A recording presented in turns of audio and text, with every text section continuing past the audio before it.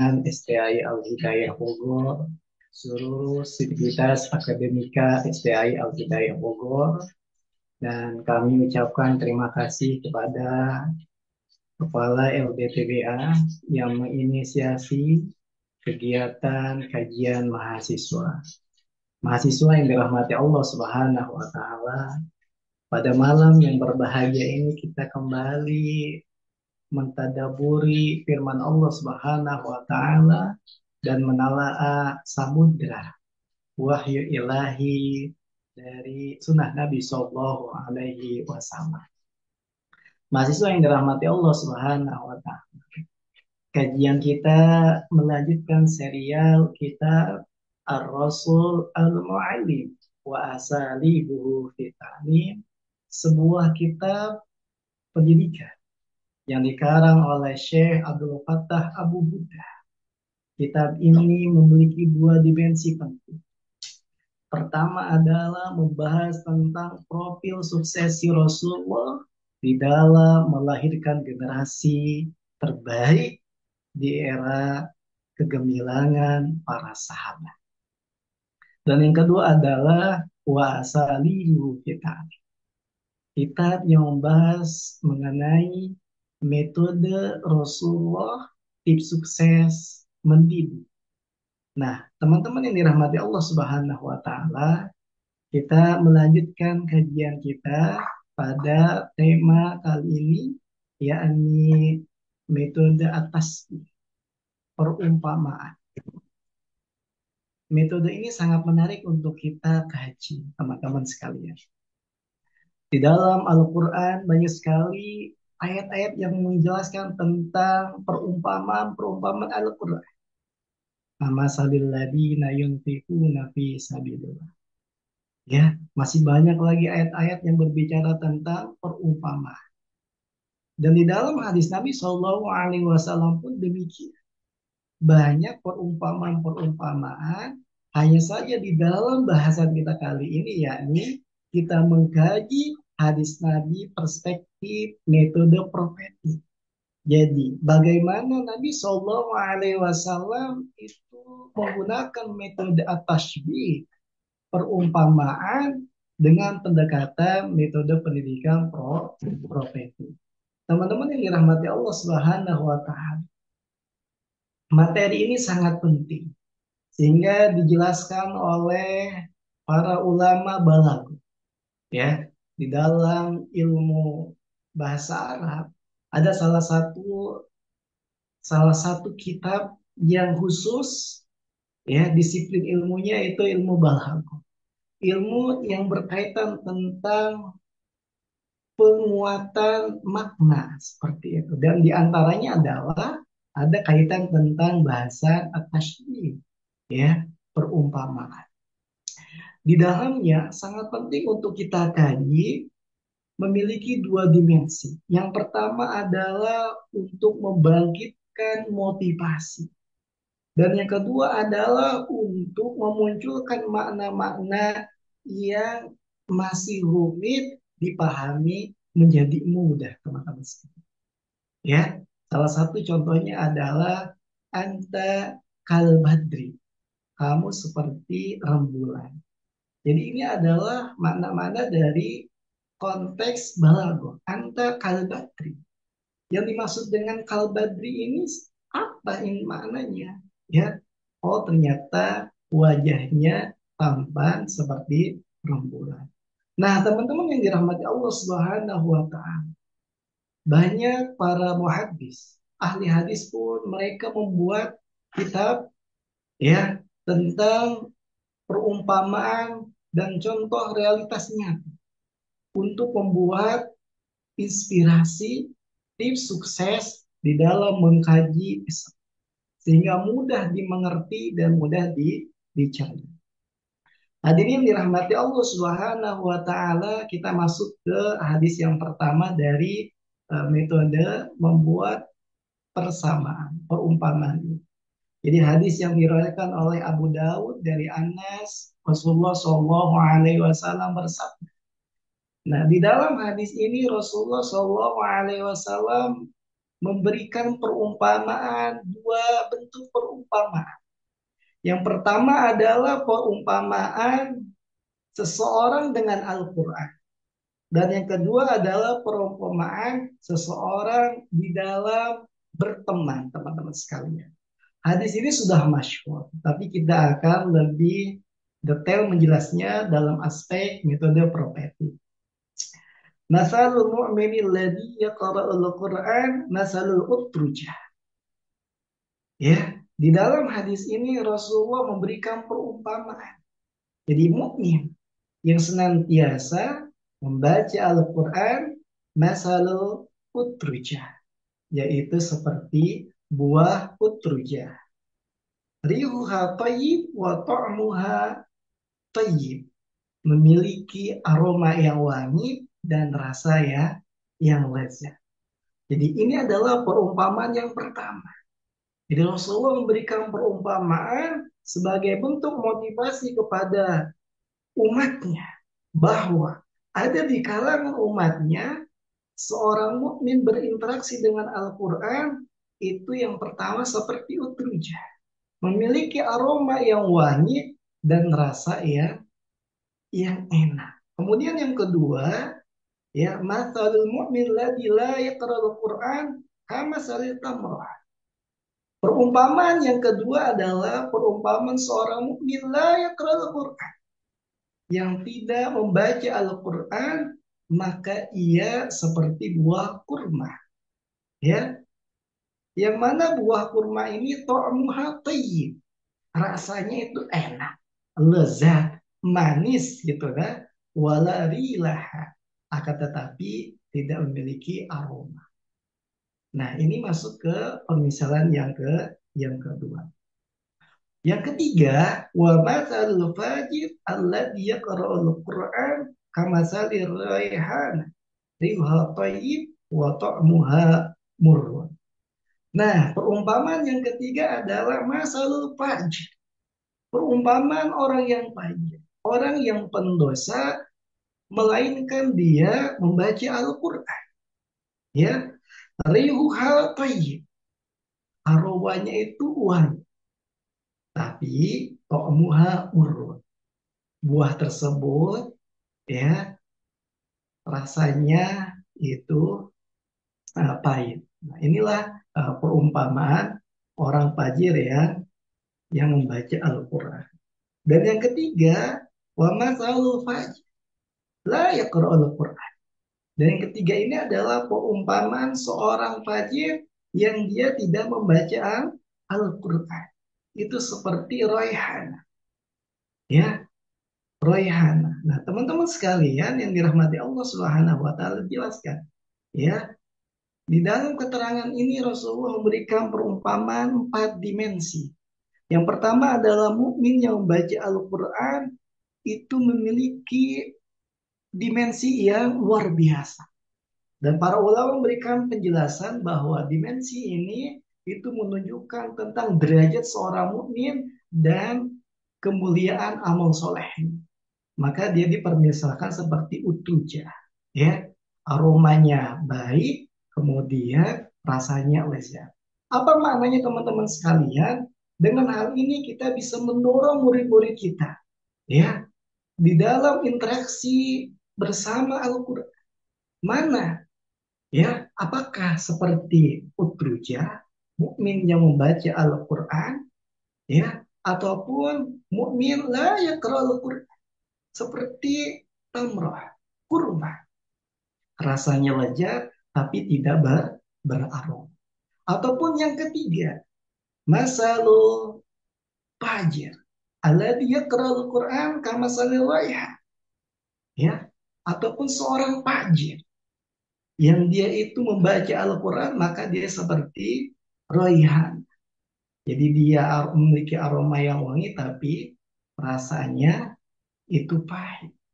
Dan yang ketiga, yang keempat, masalul fajir alladzi la yaqra'ul Qur'an masalul hamdah. Seorang fajir yang dia tidak membaca Al-Qur'an, ya. Jadi ini adalah suatu hal yang dapat diambil hikmah oleh kita semuanya. Nah, teman-teman sekalian yang dirahmati Allah Subhanahu wa taala, ini merupakan metode ilustrasi yang sangat memotivasi, ya, apalagi untuk anak-anak di usia SD, usia remaja, ini sangat membekas sehingga terbangun dimensi fastabiqul khairat. Pun bagi teman-teman yang menjumpai murid yang dia itu mencerminkan dimensi yang tidak baik, ketika diberikan perumpamaan seperti ini, dia akan tergerak, termotivasi, terbangun semangat. Sehingga disampaikan oleh Rasulullah SAW di perumpamaan yang kedua. Wa masalul jalisi salih kama sahibil miskin. Rasulullah memberikan perumpamaan pada lanjutan hadis ini, bahwa perumpamaan seseorang yang berkawan dengan orang yang soleh, berteman dengan teman yang baik, kama sahibil miskin, seperti ia berteman dengan penjual minyak uang. Nah, jadi teman-teman sekalian, apa maksudnya? Dijelaskan di dalam hadis ini.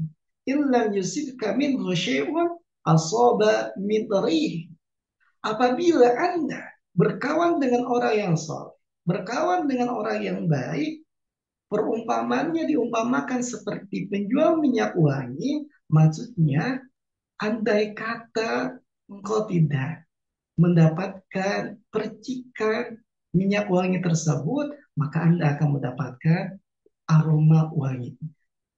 Nah, kemudian sebaliknya, ya, wa masalah jali sisu kama sahibil qir, dan perumpamaan orang yang berkawan dengan teman yang buruk, teman yang bermaksiat, teman yang bergajulan, ya, itu seperti orang yang berkawan dengan orang pandai besi. Illam yusibka minas sawadi asabaka min duhan. Meskipun engkau berkawan dengan pandai besi itu tidak mendapatkan percikan apinya, tapi engkau mendapatkan min duhorihi, aroma, ya, duhon, asap yang bau. Nah, teman-teman yang dirahmati Allah Subhanahu wa taala, hal ini memberikan keterangan yang nyata bagi kita semuanya. Bagaimana Nabi Shallallahu Alaihi Wasallam itu membangun semangat kita untuk fastabiqul khair. Ya, di dalam dimensi yang kedua ini kita akan terapkan metode perumpamaan ini dalam realitas konteks kehidupan kita yang penuh dengan dekadensi moral. Kita sudah masuk ke penghujung tahun yang dimana ini adalah muhasabah kita. Bagaimana fenomena negeri kita yang hari banyak kekrisisan, baik krisis spiritual keimanan ataupun krisis sosial, sangat nyata teman-teman sekalian. Maka kita bisa membangun dimensi-dimensi ini baik di tingkat keluarga kita, seorang ayah, seorang ibu menanamkan kepada anak. Nah, lihatlah fenomena hari ini. Kalau engkau berteman dengan orang yang soleh, maka engkau akan ke bawah soleh. Pun demikian, kalau kau berteman dengan orang yang buruk, kau juga akan ke bawah buruk. Tapi bagaimana kalau seorang ayah dan ibu itu memberikan suatu perintah dengan dimensi yang lain, bukan dengan perumpamaan. Nah, kamu jangan seperti itu. Kalau orang itu orang yang salah, jangan diikuti. Maka reaksi sang anak itu tidak nyaman. Nah, inilah maksudnya teman-teman sekalian. Jadi ketika seorang ibu, seorang ayah, seorang guru itu menanamkan metode atas ini, perumpamaan ini, itu membangun kedekatan emosional sehingga anak tidak merasa dihukumi, sehingga anak tidak merasa diintimidasi, tapi sebaliknya, seorang anak merasa nyaman, seorang anak merasa dekat, sehingga dengan kedekatan tersebut itu membangun emosional yang baik. Sehingga teman-teman sekalian itu membekas di dalam diri. Nah, ini pentingnya teman-teman yang dirahmati Allah Subhanahu wa taala. Nah, itulah hadis yang pertama. Kemudian kita masuk ke hadis yang kedua. Diriwayatkan dari Abu Musa al-Ash'ari dari Nabi Shallallahu Alaihi Wasallam. Nah, jadi hadis ini diriwayatkan oleh Abu Musa al-Ash'ari dari Nabi Shallallahu Alaihi Wasallam yang mana perumpamaan ini adalah perumpamaan tentang suatu hal yang inspiratif. Bagaimana Rasulullah membuat perumpamaan tentang hidayah dan ilmu itu diibaratkan dengan air hujan yang membasahi tanah. Sehingga tanah yang diguyur dengan air hujan tersebut itu memiliki tiga dimensi, tiga kategori, tiga golongan. Dan tiga golongan ini akan dijumpai oleh seorang guru, oleh seorang ayah, oleh seorang ibu untuk mengidentifikasi anak didik saya itu tipe yang A, tipe yang B, apa tipe yang C, teman-teman sekalian. Ini penting. Nah, maka Rasulullah memberikan suatu perumpamaan yang sangat inspiratif. Inna masala ma ba'asanallah bihi minal huda wal ilm kama salil ghaisil kasiri asoba'ah. Jadi sesungguhnya perumpamaan diutusnya Nabi Shallallahu Alaihi Wasallam dengan risalah, hidayah, dan ilmu kama salil ghaisil kasir asoba'ah. Yaitu diumpamakan seperti hujan yang memberikan manfaat ketika membasahi bumi. Apa maknanya? Ketika hujan yang diibaratkan dengan ilmu dan hidayah, itu hakikatnya ketika membasahi hati-hati seseorang, itu memberikan manfaat, memberikan dampak kebaikan, memberikan kontribusi positif yang lebih besar. Akan tetapi, ya, ketika kita jumpai ilmu dan hidayah yang disampaikan tersebut, yang harusnya memiliki dimensi kebermanfaatan, ternyata itu memiliki tiga kategori. Dan tiga kategori ini disampaikan oleh Rasulullah SAW itu diibaratkan dengan tiga jenis tanah, teman-teman sekalian. Fakana minha ta'ifatun thayyibatun naqiyyatun. Jadi, di antara itu semua, yang pertama ada tanah yang baik, tanah yang subur. Yang mana tanah yang subur ini adalah tanah yang bisa menampung air dan menyerap air. Fa'ambatil kala wal usbah kafi. Sehingga tanah yang dapat menyerap air dan menampung air tersebut itu dapat menumbuhkan pepohonan yang banyak sehingga menghasilkan buah-buahan yang begitu harum dan lezat. Wal usbal katsir, dan menumbuhkan padang ilalang rumput yang banyak pula sehingga bermanfaat bagi hewan. Nah, teman-teman yang dirahmati Allah Subhanahu wa taala, ini adalah perumpamaan tipe orang yang pertama.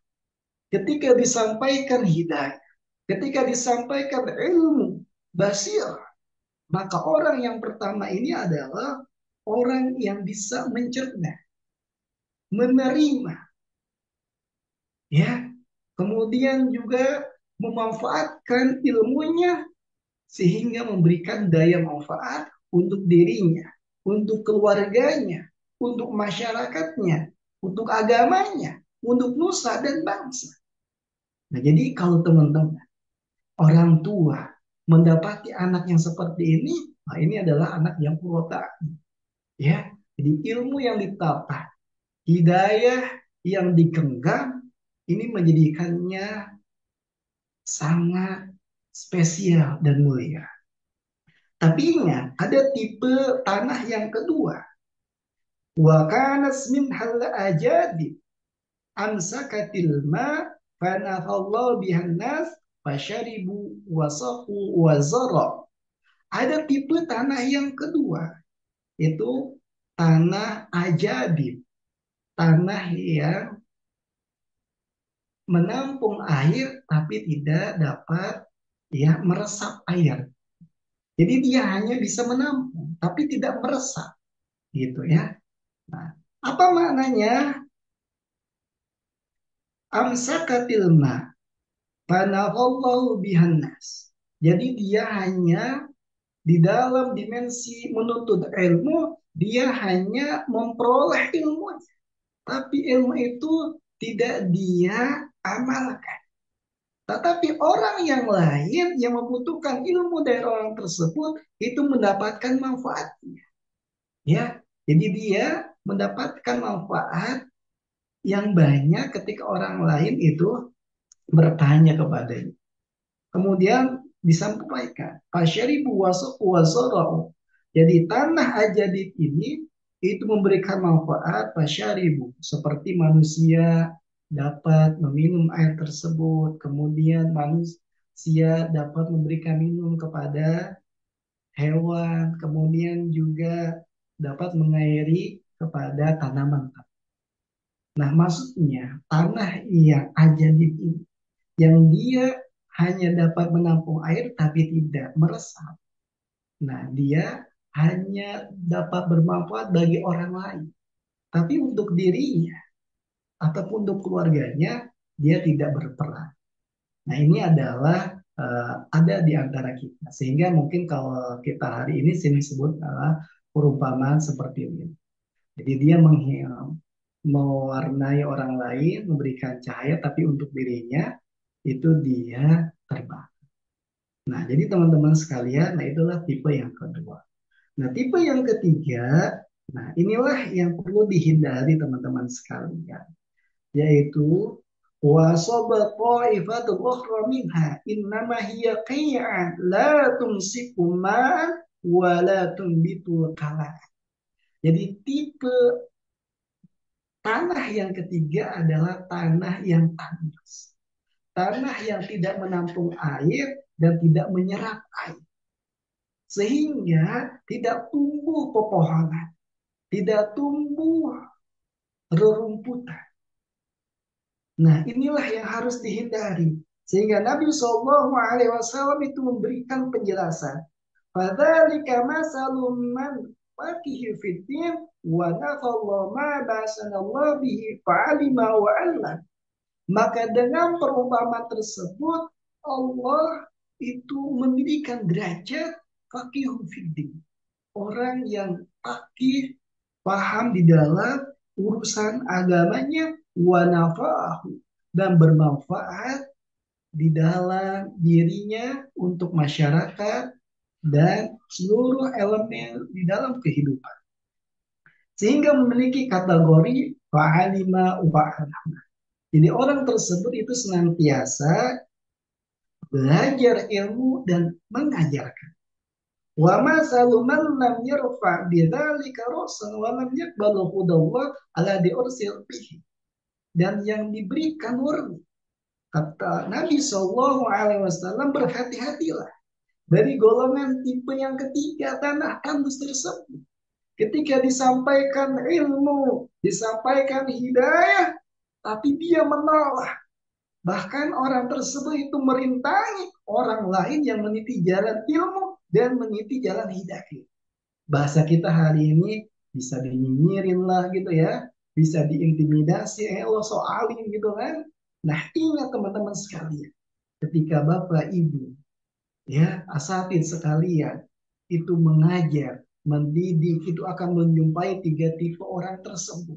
Ada orang yang menerima ilmunya dengan sepenuh hati, ya seperti tanah yang subur, sehingga ilmu tersebut bermanfaat bagi dirinya, bagi orang lain. Dia belajar, dia mengamalkan, dan dia mengajarkan. Tapi tipe orang yang kedua, dia hanya menampung ilmunya, tapi dia tidak mengamalkannya, tetapi dia mengajarkan. Ya, ketika ada orang bertanya kepada dia, dia kasih tahu. tapi dia tidak mengamalkan. Tapi dalam keterangan ini dia dalam patologi yang masih baik. Tapi yang diintimidasi yang perlu dikhawatirkan adalah kondisi yang ketiga. Tipe orang yang tanah tandus teman-teman sekalian. Ya, tipe yang menolak hidayah. Tipe orang yang menjegal orang meniti jalan hidayah dan meniti jalan ilmu. Nah, teman-teman sekalian, ini akan menjadi pegangan bagi seorang guru. Pegangan bagi orang tua ketika mengidentifikasi. Loh, saya mengajarkan anak ini, oh dia bagus. Dia menerima, oh dia menolak. Nah, maka dengan keterangan ini kita bisa mengatur strategi pembelajaran yang efektif. Nah, itu adalah keterangan hadis yang kedua dari metode tashbih. Metode perumpamaan yang disampaikan oleh Rasulullah SAW. Kita masuk kepada hadis yang ketiga. Perumpamaan yang ketiga ini sangat universal, sangat unik, sangat menarik teman-teman sekalian. Karena perumpamaan yang ketiga ini itu mencakup tentang komunitas, mencakup tentang ruang lingkup ya jamaah, ruang lingkup institusi, ruang lingkup organisasi. Ya, kalau apa yang disampaikan oleh Nabi di hadis yang ketiga, nah hadis ini diriwayatkan dari Nu'man bin Bashir bahwasanya Rasulullah Shallallahu Alaihi Wasallam bersabda, "Matal qaim ala hududillah wal waqi fiha wal mudhinu fiha. Matal qaumi istahamu safir." Nah, di dalam hadis yang ketiga ini Rasulullah memberikan suatu perumpamaan yang sangat menarik. Ya, ada tiga perumpamaan yang sangat menarik. Ya, yang mana perumpamaan ini diistilahkan sebagai kaum. Ya, masalah perumpamaan seorang yang berpegang teguh di dalam melaksanakan perintah Allah Subhanahu wa taala dan orang yang bermaksiat. Dan yang ketiga, orang yang membiarkan orang lain berkelimpangan di dalam maksiat, maka qaumi istahamu safi. Yang mana tiga kategori tersebut itu berumpama sebagai satu kaum yang mereka sedang ya, berada di dalam safina, kapal, bahtera.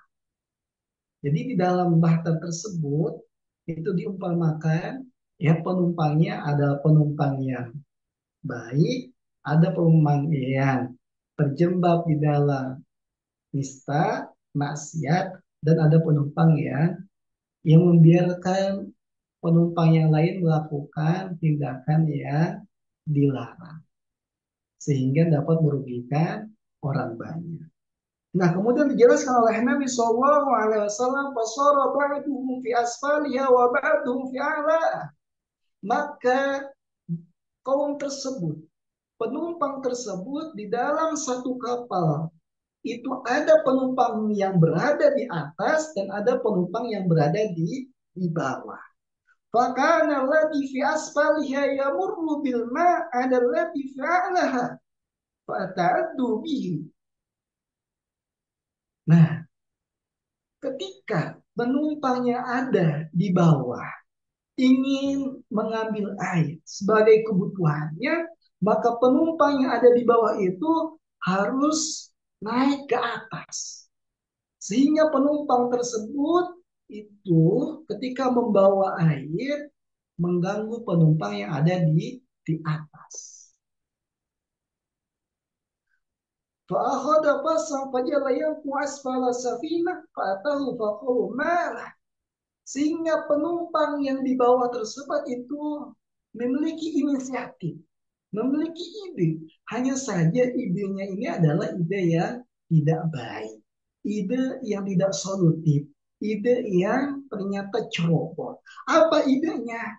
Daripada saya capek-capek ngambil air ke atas, kemudian mengganggu penumpang yang ada di atas, sehingga tidak membuat nyaman, maka kami akan membawa ya kampak untuk melubangi dinding kapal yang ada di bawah. Kemudian orang-orang yang ada di atas pun menyeru, fa'atau faqalu mala qala ta'addabtum fi wala buddali minal ma fa in khaddu ala yadi anjaw wa najju anfusahum wa in taraku ahlaku wa ahlahum anfusahum. Kata penumpang yang di atas, hei, kenapa kalian mengambil kampak untuk melubangi dinding kapal yang ada di bawah? Orang-orang yang di bawah pun menjawab, supaya kami tidak capek-capek lagi ngambil air di atas dan tidak mengganggu kalian, maka kami akan mengambil kapal ini dan membolongi kapal tersebut sehingga kami dengan mudah mendapatkan air. Tetapi inilah sangat menarik ya teman-teman sekalian. Al-Qaid, ya, orang yang dia berpegang teguh di jalan Allah. Dunia beramal ma'ruf nahi mungkar, maka dia bergegas. Anjauhu wa najau anfusahum wa in akhadu ala yaday. Ya, maka yang qaim ala hududillah bergegas mengambil kampak tersebut dan meletakkannya sehingga menyelamatkan dirinya dan orang banyak. Karena ide tersebut bukannya ide yang baik, tapi ide yang menyelaka. Apa maksudnya mencelaka? Ketika para penumpang yang di bawah itu membolongi dinding kapal, maka akan terjadi apa? Ya, air akan masuk ke dalam kapal dan tenggelam. Nah, itulah Al-Qaeda. Dia mencegah. Tapi kalau orang yang kedua, al-mudhib, maka dijelaskan oleh Ami, wa intaraqahu ahlaku wa ahlaku anfusahum. Tapi kalau kalian itu bertipe orang yang mudhib, orang yang abai, orang yang cuek terhadap orang yang bermaksiat, kepada orang yang salah, kepada orang yang nista, padahal kenistaan dan kesalahan tersebut itu bisa berdampak negatif kepada dirimu dan orang lain ketika engkau abai, engkau tidak bertindak, tidak memberikan solusi, maka dapat menyelakakanmu dan menyelakakan orang yang banyak. Nah, ini yang dirahmati Allah Subhanahu wa taala. Inilah hal yang sangat menarik ketika seorang guru mempraktikkan hadis Nabi Shallallahu Alaihi Wasallam. Ya, ketika disampaikan kepada seorang murid dalam satu kelas, hai kalian, marilah menjadi kelas yang menginspirasi, kelas yang fastabiqul khair. Ketika kalian itu bekerja sama, saling membantu dengan kebaikan, maka kalian akan selamat. Seperti selamatnya penumpang yang tadi, baik penumpang yang di atas ataupun penumpang yang di bawah. Pun demikian, untuk organisasi, baik organisasi di kampus, organisasi di masyarakat, organisasi di lingkungan elit pemerintah. Ketika berperan, al-qaim ala hududillah, itu semuanya akan selamat. Semuanya akan sukses. Dunia dan akhirat, yang mana kesuksesannya bukan hanya dirasakan oleh individu tertentu, akan tetapi dirasakan oleh semua masyarakat secara universal. Tetapi ketika organisasi tersebut, komunitas tersebut, lembaga tersebut, itu al-waqifiyah, ya, mereka malah terjerembab di dalam kubangan nista. Tetapi di sekelilingnya orang-orang tersebut bukannya al-qaim ala hudillah, tetapi mudhid. Mereka itu membiarkan keterpurukan, kemaksiatan. Maka tunggulah kehancuran. Nah, teman-teman sekalian, inilah sangat mendalam perumpamaan ini, pesan ini, nasihat ini untuk kita tanamkan kepada anak murid kita, kepada anak didik kita. Ya, kemudian dari hadis Nabi Shallallahu Alaihi Wasallam yang keempat, yaitu hadis yang diriwayatkan dari Ibnu Umar. Bahwasanya Rasulullah Shallallahu Alaihi Wasallam itu bersabda, "Matal munafik kamathali syatil a'irah bainal ghanamain, ta'iru fi hadhihi marrah wa fi hadhihi marrah, la tadri ayyuha tatba."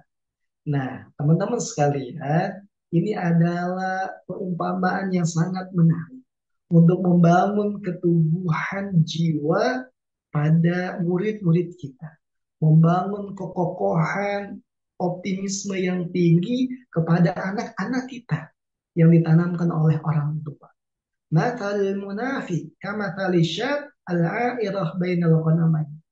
Ya, jadi perumpamaan ini supaya jadi pelajar bahwa perumpamaan seorang munafik kama syabil a'irah diumpamakan seperti kambing yang bingung bainal ghanamain, di antara dua gerombolan kambing yang banyak. Ta'iru fi hadil marrah wa fi hadil marrah. Terkadang kambing tersebut karena saking bingungnya, suatu waktu mengikuti kawanan kambing yang pertama dan suatu waktu mengikuti kawanan kambing yang kedua. Sehingga Nabi menjelaskan, la tadbi ayyuha takba. Sehingga kambing tersebut itu kebingungan. Sehingga kambing tersebut itu kerepotan. Sebenarnya saya mau ikut kambing yang mana? Kambing yang pertama, apa kambing yang kedua sebagai kawanan yang harus diikuti?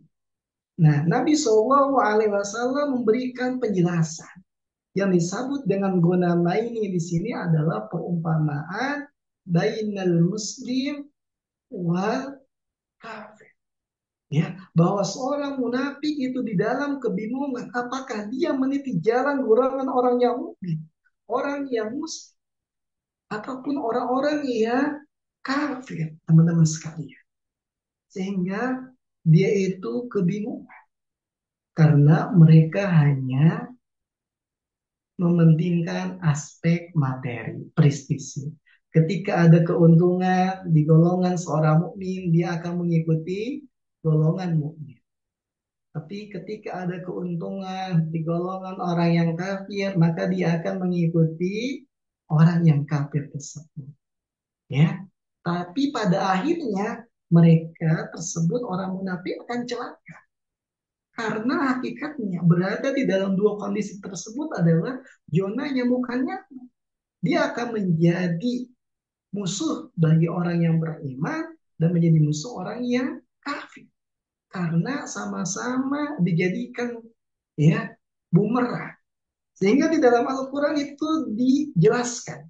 Surat An-Nisa ayat 143. Nah, teman-teman bisa lihat surat An-Nisa ayat 143 yang berkaitan tentang perumpamaan tersebut. Ya, bahwa orang yang munafik itu karakteristiknya mudabdabina baina dzalik. La ilaha la ilaha ulai wa la ilaha ulai wa man yadillu falam tajilahu sabila. Bahwa karakter seorang munafik di dalam Al-Quran tersebut sudah jelas.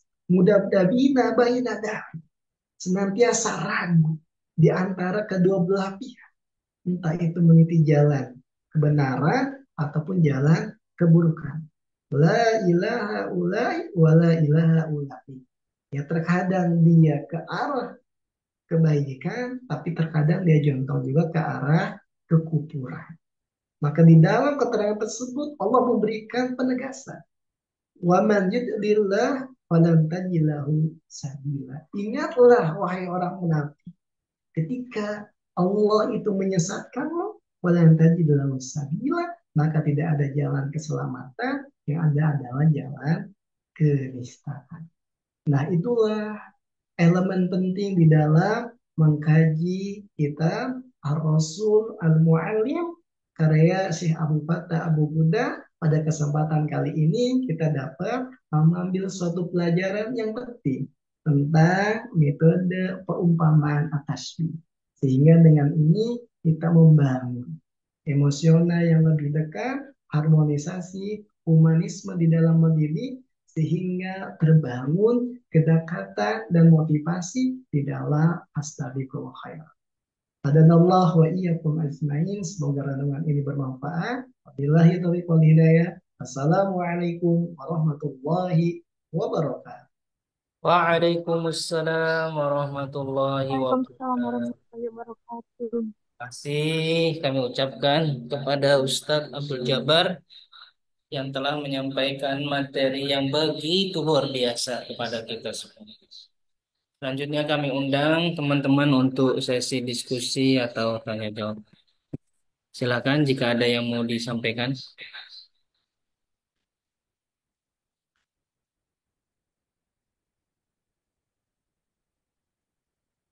Halo, guys. Satu, dua, satu, dua, tiga. Cek, cek, Ya, cek, Ustaz. suara, Halo, cek. sebenarnya dekat ke Persebaya ya? Ya Pak, iya, Ustaz. Silakan, silakan.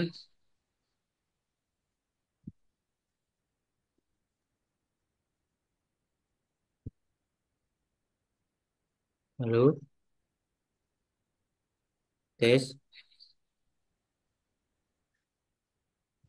Silakan. Halo,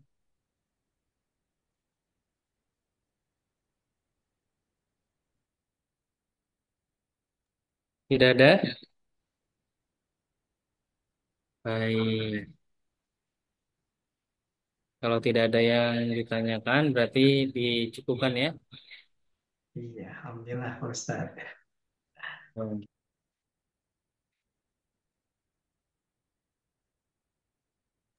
Baik, saya ucapkan terima kasih kepada Ustadz Abdul Jabar yang telah menyempatkan waktunya untuk memberikan sharing materi pada malam hari ini. Juga terima kasih kepada teman-teman yang sudah join bergabung via Zoom meeting pada malam hari ini.